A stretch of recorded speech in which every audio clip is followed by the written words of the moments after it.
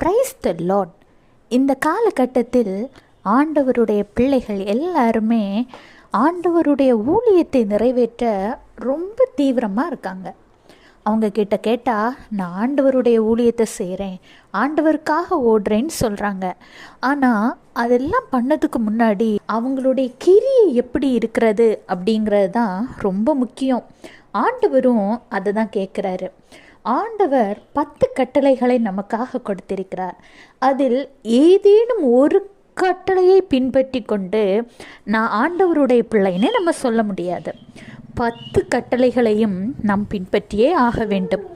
வேதாகமத்தில் லேவியராகமம் 19:37, ஆகையால் என்னுடைய கட்டளைகள் யாவையும் என்னுடைய நியாயங்கள் யாவையும் கைக்கொண்டு அவைகளின்படி நடக்க கடவீர்கள், நான் கர்த்தர் என்று சொல் என்றார்.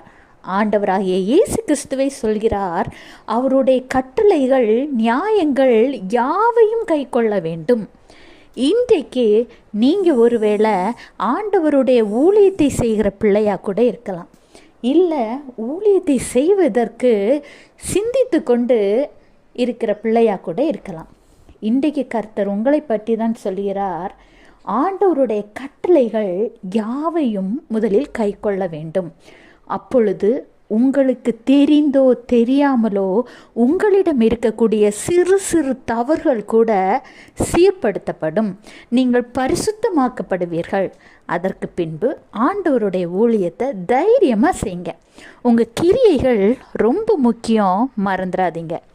கர்த்தர் உங்களை ஆசீர்வதிப்பார். Have a blessed day. Jesus bless you.